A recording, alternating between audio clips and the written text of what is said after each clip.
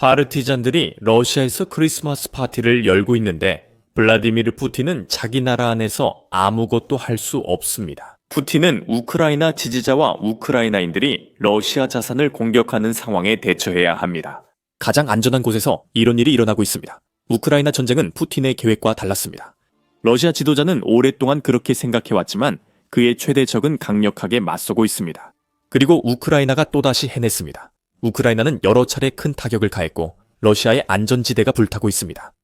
푸틴은 우크라이나 파르티잔과 최근 12월 20일, 22일 문제를 겪었고 22일 공격이 있었습니다. 이는 전쟁 후 파르티잔들이 러시아에 빈 최대 피해 중 하나로 기록될 것입니다. 12월 22일 키이우 인디펜던트는 우크라이나 국방정보국, 이 러시아 리페츠크 지역에서 활동하는 파르티잔 그룹이 치명적인 공격을 감행했다고 밝혔다고 보도했습니다. 그들의 목표는 수-30 전투기 2대였다. 러시아는 이 전투기로 우크라이나 드론을 방어하고 미사일과 활강 폭탄을 발사해왔습니다. 처음에 HUR는 파르티잔들이 수-30과 수-27을 파괴했다고 했지만 나중에 두 대 모두 수-30이며 모두 파괴 공작으로 파괴됐다고 정정했습니다. 텔레그램 성명에서 모든 것이 밝혀졌고 HUR가 이렇게 말했습니다.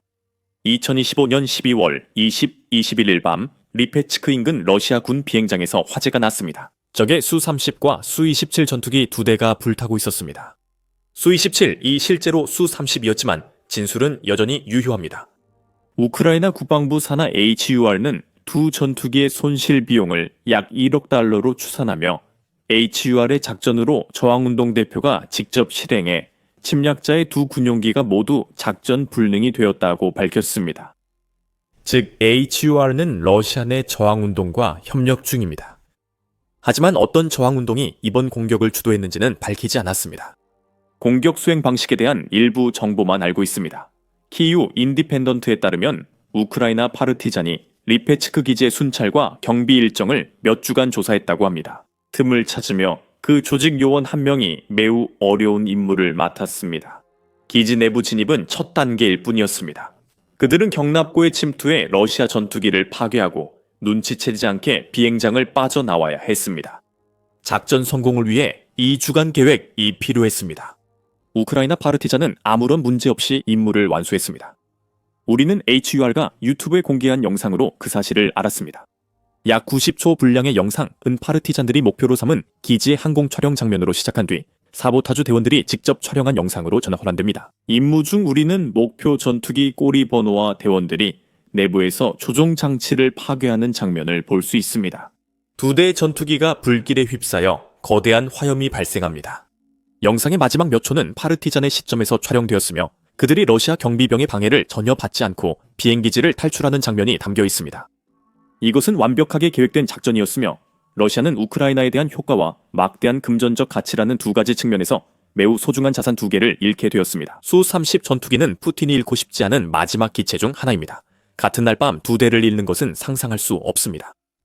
아미 레코그니션에 따르면 수-30은 모든 기상 조건에서 작전이 가능한 다목적 전투기입니다. 이 전투기는 여러 레이더 교란에 강하고 목표 포착 시 다양한 무기로 파괴할 수 있습니다. 여기에는 150발 표준 탄약과 12개 외부 장착 지점을 가진 30mm GSH-301 기관포가 포함됩니다. 외부 장착 지점에는 러시아가 우크라이나 여러 도시를 파괴한 활공폭탄으로 개조된 일반 폭탄을 장착할 수 있습니다. 수-30호는 RWAE, RI-17L, R-732 등 다양한 공대공 미사일을 탑재할 수 있습니다. 유도폭탄, 단거리 미사일, 그리고 초음속 대함 미사일까지도 이 전투기에 장착할 수 있습니다. 이것은 러시아가 현재 크게 의존하고 있는 다목적 기체입니다. 리페츠크에 있는 두 수호이 30회은 무용지물입니다. 이것은 우크라이나가 러시아 항공 위협을 타격하기 위해 벌인 최근 공격입니다. 우크라이나 재무부는 전쟁 내내 전투기와 헬리콥터가 주요 표적이었다고 밝혔습니다. 우크라이나는 푸틴의 침공 이후 러시아 비행기 436대, 헬리콥터 347대를 격추했다고 밝혔습니다. 이 엄청난 숫자에 리페츠크 파르티잔까지 추가되면서 푸틴의 상황이 악화되고 있습니다. 이것은 우크라이나가 최근 러시아 공군력에 맞서 벌인 첫 공격도 아닙니다. 우크라이나는 장거리 드론으로 크림벨백 공군 기지도 공격했습니다. 그 공격은 해당 기지의 방공 레이더 일부를 파괴한 이전 공격에 이어 이루어진 것이었습니다. 그리고 우크라이나는 레이더를 파괴한 같은 공격에서 만들어낸 틈을 최대한 활용해 러시아의 미그 31 전투기도 타격했습니다. 며칠 후 더 많은 우크라이나 드론이 벨백으로 날아와 활주로 이동 중이던 수호이 27 전투기 등 2대를 강하게 타격했습니다. 그리고 무기로 완전히 무장한 채 러시아는 이 전투기들을 우크라이나를 상대로 사용할 계획이었습니다. 이 공격에 대해 더 알고 싶으시다면 우크라이나가 무엇을 했는지와 이 일이 크림반도에 어떤 의미가 있는지 다루는 저희의 심층 영상을 확인해 보세요. 러시아는 일주일 만에 항공기 5대를 잃었지만 푸틴은 영토 내 파괴 공작권 문제를 해결하지 못하고 있습니다. 그 사실에 대한 추가적인 증거가 필요하다면 우크라이나 파르티잔들이 수-30 전투기 2대가 파괴됐다는 소식이 전해지기 하루 전에 러시아를 상대로 별도의 공격을 감행했다는 것만 알아도 충분합니다. 12월 21일 키우 인디펜던트는 우크라이나 파르티잔의 로스토프나도누 지역 파괴 공작을 보도했습니다. 첫 공격과 파르티잔들이 다음날 리페츠크에서 한 공격에는 2가지 차이가 있습니다. 첫째, 파르티잔들은 러시아 군사 자산이 아닌 철도 보급 거점을 공격했습니다. 이 거점들은 러시아 병력과 장비를 우크라이나 전선으로 운송하는 대규모 물류 체인의 핵심이기 때문에 군사적 목적을 수행합니다. 둘째, 이번 공격을 한 파르티잔 단체의 이름을 알고 있습니다. 러시아 내에서 우크라이나의 파괴 공작을 지켜봤다면 익숙할 수도 있는 이름입니다. 아르테쉬 조직의 요원들이 로스토프나도누에 선물을 들고 왔지만 이 선물들은 푸틴이 받고 싶어 했던 것들이 아니었습니다. 아르테쉬는 불을 가져와 바티스크 철도 허브의 장비를 모두 태웠습니다. 수-30 전투기 공격과 같이 우크라이나 파르티잔들이 자신들의 행동을 입증하는 성명과 영상 자료가 있습니다. 아르테쉬는 텔레그램을 통해 우리 요원들이 바티스크 전략 철도 허브의 릴레이 캐비닛에 불을 질러 성공적으로 파괴 작전을 했다고 밝혔습니다. 점령군이 남부 전역으로 보급을 받는 주요 물류 허브가 마비되었습니다. 이 단체는 자신들이 공격한 허브가 러시아군 연료, 탄약, 장갑차를 우크라이나 하손과 자포리자 지역으로 운송하는 열차에 이용됐다고 밝혔습니다.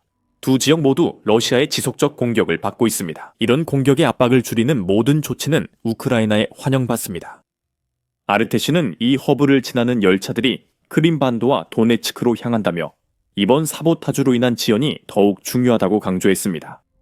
아르테쉬는 바티스크 소티로보치나야 역의 마비가 적에게 물류 문제를 일으켰다고 덧붙이며 설명했습니다.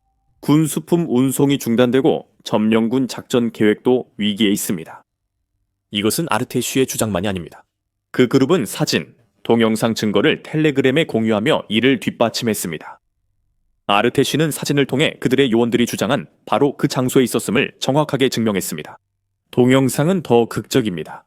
두 영상 모두 아르테쉬가 불을 지르는 장면을 담아 이 단체가 푸틴 앞에서 다시 러시아를 타격했음을 보여줍니다.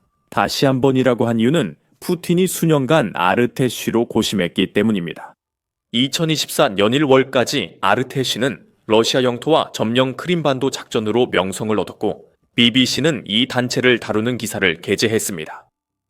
그 당시 아르테쉬는 크림반도 내부에서 첩보 활동을 벌이며 우크라이나가 러시아 군사 자산과 기반 시설을 장거리 타격하는 데 사용할 수 있는 정보를 수집하고 있었습니다. BBC는 아르테쉬 요원과 인터뷰하며 요원일이라 불렀고 그는 임무 수행 시 위험성을 설명했습니다. 그 요원은 사진을 찍을 때 러시아 군인들이 자신에게 다가오던 순간을 묘사했습니다. 요원일은 BBC의 끔찍한 순간이었다고 말했습니다. 저는 차 옆에서 바퀴에 문제 있는 척 몸을 숙였습니다. 기적적으로 그들은 저에게 말을 걸지 않았다고 요원은 결론 지었습니다. 그것이 요원이 방해 공작을 잘하는지 못하는지 보여주는 지표인지는 알 수 없습니다. 러시아 군대는 점령지에서 자신들에게 반대하는 사람들을 식별하는 데 있어서 어떻게 하고 있는지에 관한 이야기입니다. 푸틴의 행동에 대한 반대가 아르테쉬 요원들의 원동력이 되며 그들은 감시부터 12월 21일 키예프 인디펜던트가 보도한 다양한 방해 공작까지 수행합니다.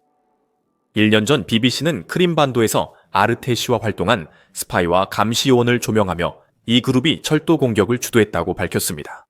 밀리타니는 2023년 2월 아르테쉬가 반도 철도 선로 일부를 폭파해 열차 세대 운행이 지연됐다고 보도했습니다. 러시아 언론은 러시아가 아르테쉬가 여객 열차만 멈췄다고 주장했다고 전했습니다. 하지만 그렇다 해도 초기 아르테쉬의 사보타주 사례는 12월 21일 이후 러시아 철도 공격의 청사진이 됐습니다. 최근에도 공격이 있었으며 10월 에도아르테시가 실제로 활동했습니다. 우크라이나에서 거의 1000km 약 621마일 떨어진 곳에서 진행된 작전에서 아르테시는 옐라부가 지역의 철도 일부를 파괴했습니다. 러시아가 우크라이나를 원거리에서 공격하는 샤이드 드론 운송을 막기 위해 유로마이단 프레스가 사보타주를 보도했습니다. 당시 러시아 드론은 약 14,000명의 우크라이나 민간인 사망에 일조했다고 다루었습니다. 이로 인해 드론 운송을 지원하는 러시아 공급망 전체가 공격 대상이 됩니다. 아르테시와 같은 단체들에게 이것들은 아르테시가 러시아 영토 내에서 러시아에 타격을 가하기 위해 해온 일들 중 일부에 불과합니다. 이 단체가 점령된 크림반도에서 우크라이나로부터 수백 마일 떨어진 러시아 본토까지 작전 범위를 확장했다는 사실은 이 단체가 성장하고 있음을 보여줍니다. 러시아에서 불만이 커지고 있으며 푸틴 측근들도 정체를 알 수 없는 이들로 인해 그 불만이 더 커지고 있습니다. 기지 근처에서 수상한 사람을 봐도 조사하지 않는 군대에서 무엇을 기대하겠습니까? 러시아의 무능과 아르테시 요원들의 능숙함이 결합되어 이런 공격이 가능합니다. 아르테시가 러시아 철도에 관심이 많은 것 같다고 느끼셨을 수 있습니다. 철도가 없으면 러시아는 군사 강국의 힘을 상당히 잃습니다. 철도는 러시아의 약점입니다. 그리고 우크라이나는 이 약점을 점점 더 잘 활용하고 있습니다. 2024년 10월에 이레귤러 워페어가 지적했듯이 러시아가 우크라이나 방어선을 상대로 공격의 강도와 규모를 유지하려면 물류가 매우 중요합니다. 또한 해당 물류는 대부분 러시아 철도망에 의존합니다. 아르테시가 12월 21일 파괴한 허브 관련 성명이 힌트를 줬습니다. 그 단일 허브가 러시아가 점령된 우크라이나의 4개 지역으로 병력과 장비를 보낼 수 있게 해주기 때문입니다. 광대한 지리와 대규모 수송을 위한 상대적으로 제한된 대안들로 인해 러시아군은 병력, 장비, 보급품을 이동시키기 위해 충분한 철도가 필요하다고 매체는 전했습니다. 이어서 이러한 철도가 우크라이나가 이용할 수 있는 약점이라고 덧붙였습니다. 역사를 통틀어 2차 세계대전 등에서 러시아는 군사 물류에서 철도망 의존이 아킬레스건이었고 이는 현대 비정규전에서 이용될 약점이라고 합니다. CNA의 에밀리 페리스는 보고서에서 비슷한 주장을 했으며 러시아의 방대한 철도망이 8만 5천 킬로미터, 즉 약 5만 2,800마일에 달한다고 지적했습니다. 한편으로 이 철도망의 방대한 규모는 러시아가 의도한 경로에 장애물이 생길 경우 기차를 보낼 수 있는 대체 경로가 있다는 것을 시사합니다. 하지만 다른 한편으로는 우크라이나가 아르테시 같은 단체가 능력이 된다면 공격할 수 있는 잠재적 목표물이 엄청나게 많다는 것을 보여줍니다. 이레귤러 워페어는 철도망의 규모가 러시아에 불리하며 아르테시 외에도 이를 인지한 다른 파르티잔 단체들이 있다고 말합니다. 그중 두 단체인 아나르코 커뮤니스트 전투 조직과 스톱 더 웨건즈는 철도 인프라를 파괴함으로써 푸틴의 행동에 반대 의사를 표명했습니다. 이 모든 행동의 이유는 러시아 철도가 더 파괴될수록 우크라이나로 보내는 병력과 장비가 줄어들기 때문입니다. 아르테시는 12월 21일에 그것을 증명했습니다. 우크라이나 파르티잔 단체들은 최근 몇 년간 러시아 철도 파괴 공작을 확대해 왔습니다. 우크라이나 본토 수비대 압박을 일부 완화하기 위해서입니다. 그래서 우리는 러시아 내부에서 러시아를 상대로 공격을 감행한 2개의 별도의 파르티잔 단체가 있습니다. 우크라이나가 하루 이틀 공격을 멈췄다고 해도 이해할 수 있습니다. 이 두 단체가 한 일 이후에 푸틴은 분명히 그렇게 되길 바랐겠지만 그 희망은 산산이 부서졌습니다. 12월 21일 아르테시가 철도 장비를 파괴하던 때 러시아에서는 단순히 철도 허브 마비를 넘어선 충격이 있었습니다. 우크라이나는 2025년 내내 집중해온 목표 유형을 겨냥해 크라스노다르 지방에서 대규모 공습을 감행했습니다. 물론 그 목표는 러시아의 석유 인프라입니다. 크라스노다르 볼라 마을 인근에 드론이 쏟아져 러시아 산업에 또 한 번 타격을 입혔습니다. 키이우 인디펜던트는 우크라이나 참모총장이 12월 21일 타마 네프데가스 석유 터미널에 대한 공격을 발생 하루 뒤에 확인했다고 보도했습니다. 무슨 일이 있었는지에 대해 보도들이 엇갈립니다. 참모총장은 우크라이나 드론이 석유 터미널 장비와 항구, 2척의 선박, 타마 네프데가스 터미널에 액화 탄화수소, 가스 부두에 피해를 주고 큰 화재가 발생했다고 밝혔습니다. 러시아는 우크라이나 공격 성공을 축소하려 했습니다. 러시아는 자신들이 자주 사용하는 드론 파편 변명을 내세우며 격추된 우크라이나 드론의 파편이 파이프와 2개의 부두, 그리고 2척의 선박을 손상시켰다고 주장했습니다. 피해는 같지만 다양한 표적이 타격받아 드론 파편이라는 변명은 설득력이 없습니다. 우크라이나 드론이 목표물을 직접 타격했을 가능성이 매우 높습니다. 우크라이나 참모총장은 드론 화재가 1000제곱미터 이상 번져 목표 선박 하나를 삼켰다고 밝혔습니다. 그리고 그 지역에 저장 탱크 단지도 있습니다. 그 과정에서 이 저장 탱크 단지는 러시아가 액화가스와 석유 제품을 보관하는 데 사용됩니다. 이 저장 탱크 단지의 저장 용량은 100만 세제곱미터를 넘습니다. 그 저장 용량 중 얼마나 많은 양이 불에 탔는지는 알려지지 않았지만 러시아가 또다시 석유와 가스의 상당 부분을 잃었다는 것은 분명합니다. ABC 뉴스에 따르면 우크라이나는 러시아의 마지막 일격을 가하듯 크림반도와 도네츠크도 공격했습니다. 우크라이나산 이름 없는 미사일이 크림반도 올레니브카의 러시아 92강스며단 임시기지를 타격했습니다. 우크라이나는 도네츠크 점령 지역에서 러시아 드론 발사장과 탄약고를 파괴했습니다. 같은 매체는 이러한 공격들이 모두 우크라이나의 몰락이 불가피하다는 블라디미르 푸틴의 주장을 약화시키기 위해 설계된 것이라고 보도했습니다. 블라디미르 푸틴은 도네츠크에서의 미미하거나 조작된 진전을 평화 협상에서 자신에게 유리하게 이용하려 합니다. 우크라이나는 그런 일이 일어나도록 두지 않을 것입니다. 그리고 우크라이나는 러시아가 블라디미르 푸틴이 주장하는 것만큼 강한 위치에 있지 않다는 것을 보여주기 위해 이틀 동안 러시아를 강하게 그리고 반복적으로 타격했습니다. 블라디미르 푸틴은 자국의 군사력을 과시하려 하고 있지만 우크라이나 군과 저항단체들은 러시아를 정신을 못 차릴 정도로 타격을 입히고 비틀거리게 만들었습니다. 우크라이나는 여전히 적극적으로 싸우며 러시아의 맞설 능력을 세계에 증명하고 있습니다. 그리고 블라디미르 푸틴 바로 코앞에서 활동하는 저항단체들 덕분에 우크라이나는 러시아 점령군을 더욱 약화시키기 위해 장비와 보급망을 파괴하고 있습니다. 2025년 말 우리는 우크라이나가 12월 21일 크라스노다르에서 두 선박을 침몰시킨 사건을 언급했습니다.